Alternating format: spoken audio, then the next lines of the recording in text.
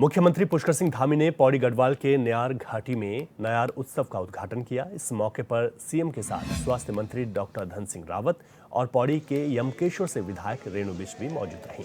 न्यार उत्सव की शुरुआत करने के बाद सीएम ने मां गंगा की पूजा अर्चना के बाद उत्सव में स्टॉलों का भी निरीक्षण किया। बता दें कि न्यार उत्सव आज से 26 अक्टूबर तक आयोजित किया जाएगा। 3 दिन के इस उत्सव को व्यास घाटी स्थित बागी गांव में भव्य रूप से मनाया जाएगा।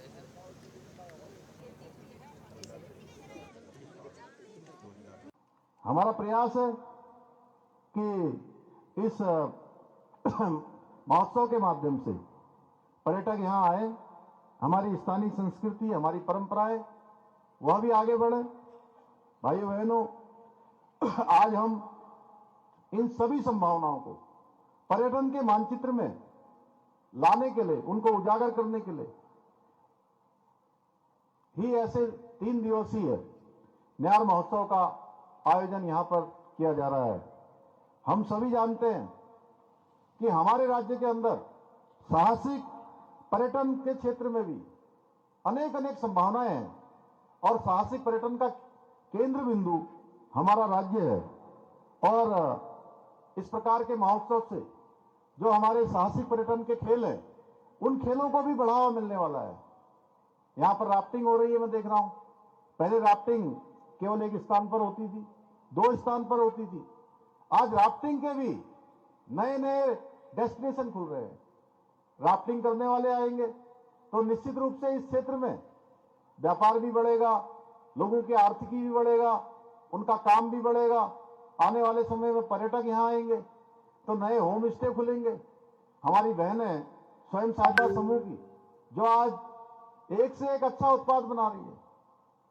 जब मैं वहां से निकल रहा था, मैं, धन सिंह जी, विधायक जी, हमारे सभी लोग, तो इतना अच्छा वो तिल की चटनी बना के लाई है, घर से दाल की पकौड़ी बना के लाई है। उसको देखते ही मुंह में पानी आ जाता है। और इनके जो ये उत्पाद हैं, ये व्यंजन हैं, इनको भी पूरी देश दुनिया के अंदर पहचान मिलेगी। भाइयों बहनों, हम सभी जानते हैं कि हमारे यहाँ पर अपार संभावनाएं हैं और हमारी सरकार का भी प्रयास है कि जितनी भी संभावनाएं हैं, चाहे वो साहसिक खेलों के क्षेत्र में हो, चाहे वो इको टूरिज्म के क्षेत्र में हो, या हमारी बहनों को, हमारी मातृशक्ति को, उनको अनेक अवसर देने के हों। हम इसको हर संभावनाओं को खोजते हुए इन सभी को एक प्रमुख केंद्र के रूप में विकसित करना चाहते हैं। यही नहीं, जहां इस प्रकार के हमारे पर्यटक आएंगे, एंगलिंग के माध्यम से भी इस क्षेत्र में जिसकी अपार संभावनाएं है। मैं देख रहा था देहरादून से श्री पंत जी और उनकी पूरी टीम आई हुई है। कोई लैसीडोल से आया हुआ है, कोई मारचूला से आया है, कोई अल्मोड़ा से आया है। अनेक क्षेत्रों से आए हैं। तमाम लोग मुझे मिले हैं यहाँ पर। ये हमारे न केवल पर्यटन को सशक्त बनाएंगे, बल्कि हमारी जो जैव विविधता है, जैव विविधता की प्रतीक हमारी जो राजकीय मछली है महासीर, उसके संरक्षण को भी बढ़ावा मिलेगा। जो पहले के समय में रेणु बिष्ट जी ने यहां से बताया कि वो धीरे धीरे लुप्त हो रही है। आज हमारा भी सौभाग्य, आज शुभ दिन, हमारे हाथ से भी यहाँ पर जो है मछलियां हम सब लोगों ने भी छोड़ी। हमने भी उनको गंगा जी में अर्पित किया। यहाँ पर आने वाले समय में वह भी एक हमारे पर्यटन का एक बड़ा केंद्र, बड़ा माध्यम बनने वाली है। मुझे यह भी बताया गया है कि इस फेस्टिवल के माध्यम से जो साहसिक गतिविधियों के अलावा जो गंगा पथ है, उसकी ट्रैकिंग और गंगा आरती जैसी गतिविधियां भी यहाँ शामिल की गई हैं, जिससे जो हमारी पौराणिक 4 धाम यात्रा है, उस 4 धाम यात्रा के जो ऐतिहासिक महत्व हैं, उस महत्व को उजागर करने के लिए भी गंगा पथ पर सैर का आयोजन किया जाएगा। साथ ही धार्मिक पर्यटन को विशेष महत्व देते हुए हर शाम देवप्रयाग में गंगा आरती का आयोजन भी किया जाएगा। इन कार्यक्रमों से हमारी इस न्यार घाटी में पर्यटन की जो अपार संभावनाएं हैं, उन अपार संभावनाओं को 4 चांद लगेंगे अपार संभावनाओं की वृद्धि होगी। भाइयों बहनों, हमारी सरकार इस पूरी घाटी को ओम वैली के रूप में विकसित करने का भी प्रयास कर रही है, जिसके बाद से अंतर्राष्ट्रीय पर्यटकों के लिए यह आकर्षण का एक प्रमुख केंद्र बनेगा। हमारी सरकार राज्य में पर्यटन के विकास के साथ साथ विभिन्न योजनाओं के माध्यम से जन जन के स्तर को सुधारने के लिए भी प्रतिबद्ध होकर निरंतरता के साथ प्रयास कर रही है। उत्तराखंड के कृषि मंत्री गणेश जोशी ने दिल्ली में रबी अभियान के तहत राष्ट्रीय कृषि सम्मेलन में हिस्सा लिया, जिसमें केंद्रीय कृषि मंत्री शिवराज सिंह चौहान की अध्यक्षता में बैठक हुई। कृषि मंत्री गणेश जोशी ने बताया कि केंद्रीय कृषि मंत्री को अवगत कराया गया है कि उत्तराखंड के अंदर घेरबाड़ सबसे बड़ी समस्या है और 2 साल पहले घेरबाड़ के लिए भारत सरकार से पैसे न मिलने की वजह से प्रदेश में पलायन हो रहा है, जिस पर शिवराज सिंह चौहान ने आश्वस्त किया है कि इस पर केंद्र सरकार की तरफ से काम किया जाएगा।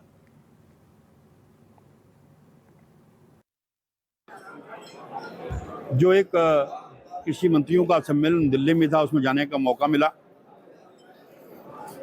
और मैंने उत्तराखंड की समस्याओं से माननीय शिवराज सिंह जी को, केंद्रीय मंत्री जी को अवगत कराया। हमारे यहाँ सबसे बड़ी समस्या घेरबाड़ की है, क्योंकि पूर्व में 2 साल पहले हमें पैसा दिया जाता था भारत सरकार से, वो बंद कर दिया गया, जिसके कारण आज हमारे यहाँ से पलायन हो रहा है। माननीय मंत्री जी ने मुझे आश्वस्त किया कि उस दिशा में केंद्र की सरकार काम करेगी। देहरादून के परेड ग्राउंड में आज सैकड़ों की संख्या में उत्तराखंड क्रांति दल के कार्यकर्ताओं समेत कई संगठनों के लोग एकत्रित हुए। वो कानून, मूल निवास की मांग को लेकर कार्यकर्ताओं ने सीएम आवास का कूच किया, लेकिन मौके पर मौजूद पुलिस ने बैरिकेड लगाकर प्रदर्शनकारियों को रोक दिया, जिससे नाराज प्रदर्शनकारियों ने जोरदार प्रदर्शन किया।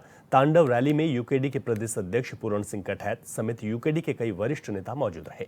इस मौके पर पूरण सिंह कठैत ने कहा कि हमारी लड़ाई जल, जंगल और जमीन को बचाने की है।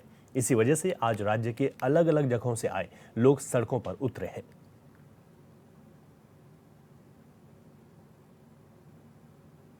क्योंकि तांडव रैली से समझ जाना चाहिए सब लोगों को कि ये उत्तराखंड स्कंद पुराण के हिसाब से ये शिवलोक है। सब जानते हैं शिवलोक है ये, हम शिवलोक के वासी हैं यहाँ पे। और शिव जी के जो बच्चे हैं, 3000 से ज्यादा गांव भूतिया हो गए हैं। 24 साल से बारी बारी दोनों राष्ट्रीय पार्टियों ने राष्ट्रीय नीतियां थोपी उत्तराखंड पे। उत्तराखंड के लोगों ने उत्तराखंड क्यों मांगा था, ये इन्होंने कभी समझ ही नहीं पाया है। इन्होंने तो सत्ता, इन्हें किसी भी तौर से सत्ता हासिल चाहिए थी। उत्तराखंड के विकास से इन्हें कुछ नहीं लेना देना। और उत्तराखंड क्रांति दल ने इसका आह्वान किया है और ये रैली हमें निकालनी बहुत जरूरी हुई, क्योंकि यहाँ पे सारे जल, जंगल, जमीन बिक चुके हैं, बच्चों का रोजगार बिक चुका है और मूल निवास से भी हम वंचित किए गए हैं। तो ये हमारे लिए जरूरी है और उत्तराखंड राज्य बनाया भी इसलिए गया था कि हमारे बच्चों को यहाँ रोजगार मिले, हमें सुविधाएं मिले। आप हालात देख रहे हैं, गाँव में ना स्कूल है ना अस्पताल है। आज भी लोगों को डंडी और उसमें कुर्सियों में लाद के ला रहे हैं। अभी परसों एक बच्चे को सांप ने काटा, उस सुविधा नहीं मिली, उसकी मृत्यु हो गई है। कई केस हैं, गिना नहीं लेते। तो मतलब ये है कि हमें हमारे हक चाहिए। निश्चित तौर पे जैसे कि भू कानून, आपने बहुत अच्छा प्रश्न किया कि यहाँ के निवासियों को भू कानून से क्या लाभ होंगे। जिस प्रकार से पहले एक पैरामीटर बनाए गए थे कि कोई बाहर का यहाँ पर आएगा तो 250 वर्ग मीटर से ज्यादा जमीन नहीं लेगा, लेकिन जब त्रिवेंद्र सिंह रावत जी मुख्यमंत्री बने तो उन्होंने भारी पूंजीपतियों के लिए, जो भारी राज्य के लोग हैं, उनके लिए रेड कारपेट बिछा दिए, उसकी उन्होंने सीमा को बढ़ा दिया। और उसके बाद आपने देखा होगा कि आज उत्तराखंड में किस प्रकार की जमीनों की खरीद फरोख्त यहाँ पर हो रही है। किस प्रकार से जो बाहर जिनको यहाँ पर 6 महीने नहीं हुए, वो यहाँ पर अकूत संपत्ति के मालिक हो जाते हैं, अकूत जमीनें उनके पास हो जाती है।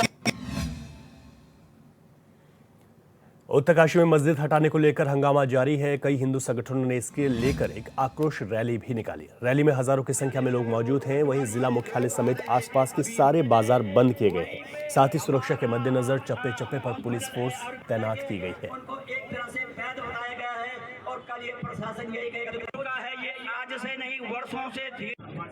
संपूर्ण हिंदू समाज ने उत्तरकाशी में जो ब्रह्मपुत्र तलहटी पर बनी हुई अवैध मस्जिद जो बन रही है, उसके विरोध में हिंदू जन आक्रोश रैली का आह्वान किया है।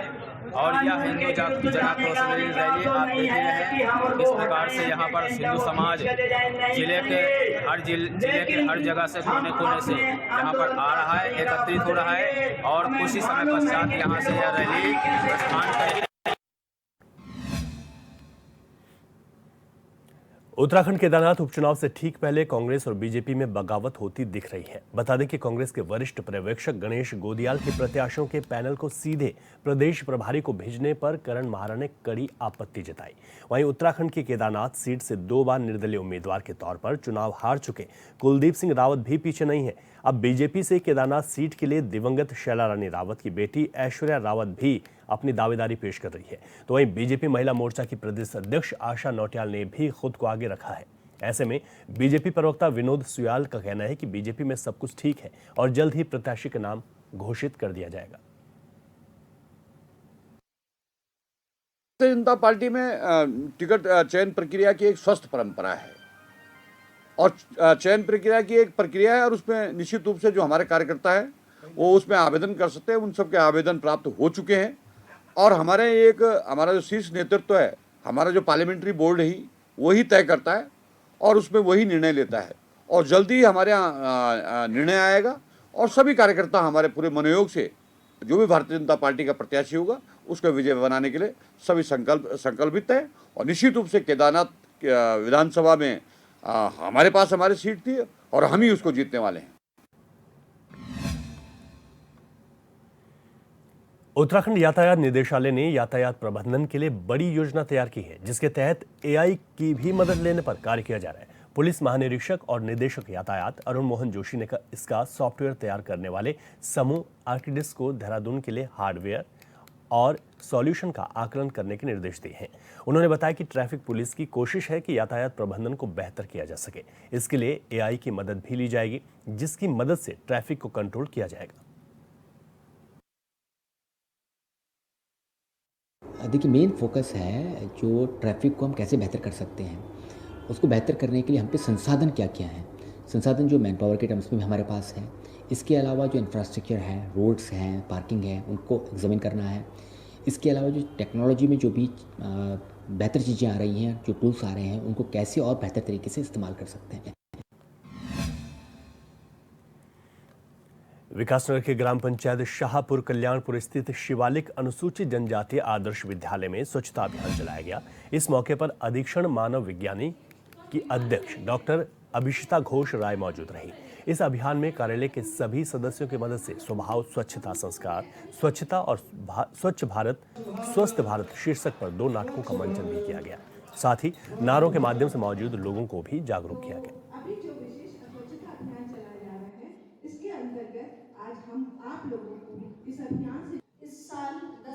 स्वच्छ भारत अभियान 4.0 के तहत भारत सरकार का जो प्रयास है उसको संपूर्ण करने के लिए भारतीय मानव विज्ञान सर्वेक्षण के तरफ से हम लोग आज शिवालिक अनुसूचित जनजाति आदर्श विद्यालय के बीच में आए हैं। यहाँ पे बच्चों के बीच में ये अवेयरनेस क्रिएट करने के लिए कि स्वच्छता हमारा एक समाज का एक बहुत अच्छे रूप से स्वीकार कैसे किया जा सकता है, क्योंकि बच्चे ही कल की पीढ़ी आगे बढ़ाने के कार्यक्रम करते हैं। हरिद्वार में इन दिनों गंगा गंदी हो गई है। गंगा की सफाई में भ्रष्टाचार का आरोप लगाते हुए निवर्तमान मेयर अनीता शर्मा के नेतृत्व में कांग्रेस कार्यकर्ताओं ने धरना प्रदर्शन दिया है। कांग्रेस कार्यकर्ता सिटी मजिस्ट्रेट कार्यालय पहुंचे, जहां मेयर ने सिटी मजिस्ट्रेट को ज्ञापन भी सौंपा। अनीता शर्मा ने कहा कि गंगा की सफाई के नाम पर जनता और श्रद्धालुओं के साथ धोखा किया जा रहा है।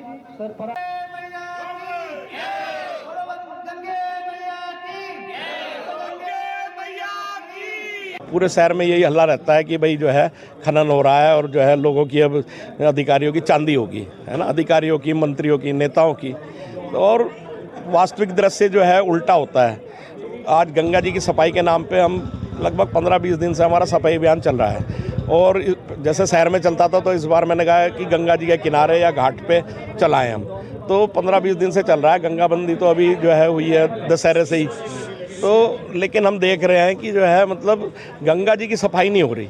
गंगा जी के लिए आज भी हमने कोशिश करके अपने बड़े खाड़े से और निर्मल पंचायती अखाड़े से, दोनों अखाड़ों से निवेदन किया था, तो उन्होंने भी आज 40 छात्र जो है राजघाट पे और सती घाट पे लगाए हैं। दीदी जो हर की पौड़ी या कोई भी गंगा मैया है यहाँ पे, राजघाट, सती घाट, शीतला माता, पवित्र स्थान है ये सब। और यहाँ गंगा जी में इतने कपड़े हैं, आप देख ही रहे हो, आप तो रोज़ ही देख रहे हो यहाँ पे जिस तरह से ये गंगा जी में कपड़े हैं। पहले तो मैं जनता से भी अपील करूँगी कि कोई गंगा जी में पन्नी तक ना डाले, क्योंकि गंगा हमारी सबकी माँ है, उन्हीं की बदौलत हमारी सबकी रोजी रोटी भी चल रही है। तो मैं कहूँगी कि साफ रहनी चाहिए गंगा जी। और आप देख ही रहोगे लाखों करोड़ों आदमी यहाँ पे आता भी है गंगा स्नान के लिए, सबकी आस्था जुड़ी भी है गंगा जी से।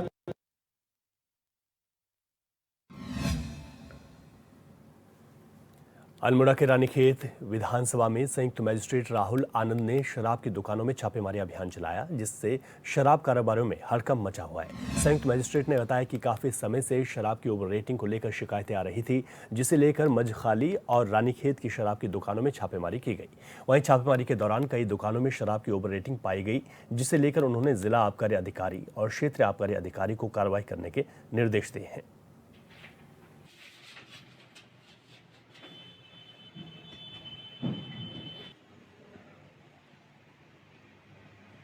शराब की दुकानें जो 3 है, तीनों जगह पे छापेमारी की गई तथा स्वयं मेरे द्वारा जो है तीनों जगह पे खरीदारी की गई। प्रथम जगह जो है मजखाली में 6:53 पे मेरे द्वारा खरीदारी की गई, जहाँ पे 2 बडवाइजर तथा 1 मैकडॉवेल की खरीदारी की गई। तो मैकडॉवेल की जो विस्की 165 रुपये प्रिंटेड है, उस पर MRP वो 190 रुपये में दी गई। बडवाइजर जिस पे 245 रुपये अंकित है, 260 रुपये में दी गई। दूसरी जो रानीखेत में देसी शराब की दुकान है, वहाँ पे जो गुलाब करके एक क्वार्टर मिलती है, तो वो उसकी प्राइस 85 रुपये है, उसे 100 रुपये में दिया गया। इसके उपरांत जो अंग्रेजी शराब की दुकान रानीखेत में है, वहाँ पे बकार्डी लेमन जो है विस्की रम जो है, उसमें 455 की जगह 480 रुपये में बेचा गया। तथा ट्यूबॉर हरिद्वार जिले के रोशनाबाद स्थित आपदा प्रबंधन हॉल में बैठक का आयोजन किया गया। बैठक में सामाजिक न्याय और अधिकारिता मंत्रालय की सेंट्रल मॉनिटरिंग कमेटी के सदस्य भगवत प्रसाद मकवाना ने मैन्युअल स्कैवेंजर्स एक्ट पर चर्चा की। अधिकारियों के साथ चर्चा करते हुए मॉनिटरिंग कमेटी के सदस्य ने निर्देश दिए कि वे इस एक्ट का पूरा अध्ययन कर पात्र व्यक्तियों को मिलने वाले सरकारी लाभ को तुरंत पहुंचाएं। बैठक में MNA वरुण चौधरी और अपर जिलाधिकारी PL शाह भी मौजूद रहे।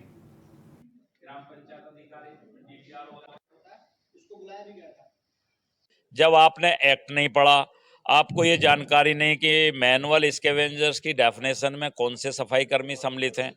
भारत सरकार की जो गाइडलाइंस हैं, एक्ट जो कहता है उसके अनुसार जो व्यक्ति शुष्क शौचालयों को साफ करता हो, खुले नाले नालियों की सफाई करता हो, सीवर और सेप्टिक टैंक की सफाई करता हो, रेलवे ट्रैक की सफाई करता हो, ये सब लोग मैनुअल स्कैवेंजर्स डेफिनेशन में सम्मिलित हैं। तो ऐसा इन्होंने कोई प्रयास नहीं किया है। सीवर और सेप्टिक टैंक की सफाई भी मैनुअली होती है, आदेश जबकि मशीनों से कराने के। जल संस्थान में ऐसे अनेकों ठेकेदार हैं जो मैनुअली सीवर और सेप्टिक टैंक की सफाई कराते हैं। लोहाघाट क्षेत्र में रहने वाले वैभव कांडपाल के SDM बनने पर रामलीला कमेटी अध्यक्ष जीवन सिंह मेहता के निर्देश पर रामलीला मंच में सम्मान समारोह आयोजित किया गया, जिसमें PCS वैभव कांडपाल समेत उनके माता पिता और को शॉल उड़ाकर सम्मानित किया गया। सम्मान समारोह में कमेटी अध्यक्ष जीवन सिंह मेहता और अन्य वक्ताओं ने कहा कि लोहाघाट क्षेत्र में रहने वाले वैभव ने अपनी कड़ी मेहनत से PCS परीक्षा पास कर उत्तराखंड में दूसरा स्थान हासिल किया। ये एक बड़ी उपलब्धि है, साथ ही पूरे लोहाघाट क्षेत्र के लिए गर्व का विषय है।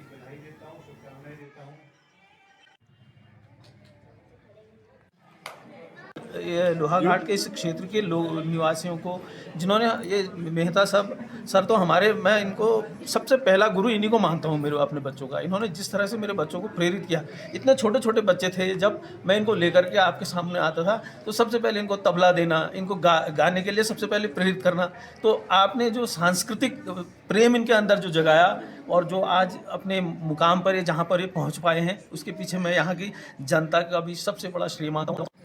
मैं जो बच्चे अभी मेहनत कर रहे हैं, परिश्रम कर रहे हैं, उनसे मैं सिर्फ इतना ही कहना चाहूँगा कि अपना जो लक्ष्य है उसको निर्धारित कीजिए। जिस प्रकार से अर्जुन ने चिड़िया की आंख दिखी थी सिर्फ, और कुछ नहीं दिखा था। सिर्फ ठीक उसी प्रकार से अपने लक्ष्य को देखिए, उसके लिए डेडिकेटेड होइए, समर्पित होइए और ईश्वर का ध्यान करते रहिए, आपको आपके लक्ष्य की प्राप्ति। हमें बहुत बहुत खुशी है। मैं रामलाल कमेटी की ओर से बैगवा का बहुत बहुत स्वागत और अभिनंदन करता हूँ। हमें इस बात की भी खुशी है, अभी मैं इस संबोधन में भी कहा था कि आपने भारत की बहुत सारी भूमिका यहाँ पर निभाई। आप जिस भी सेवा में, जहाँ पर भी प्रशासनिक सेवा में जा रहे हैं, वहाँ पर ईमानदारी के साथ, और उस गरीब बच्चे की जो भी आपने कहा, जो अंतिम छोर में बच्चा बैठा है, जो अंतिम छोर में जनता बैठी है, उसका समस्या का समाधान करें। 25वें राज्य स्थापना दिवस को महोत्सव के रूप में एक हफ्ते तक मनाया जाएगा, जिसके तहत हरिद्वार में हर की पैड़ी समेत दूसरे गंगा घाटों पर गंगा दीपोत्सव कार्यक्रम का आयोजन भी किया जाएगा। 11 नवंबर को होने वाले गंगा दीपोत्सव कार्यक्रम में गंगा घाट लाखों दियों से जगमग होंगे और भजन संध्या का भी आयोजन होगा।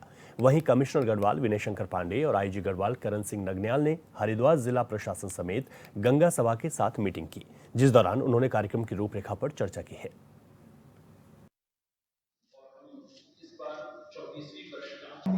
हम सभी भली भांति जानते हैं कि उत्तराखंड राज्य स्थापना के 24 वर्ष पूरे होने जा रहे हैं और उत्तराखंड राज्य 25वें वर्ष में प्रवेश कर रहा।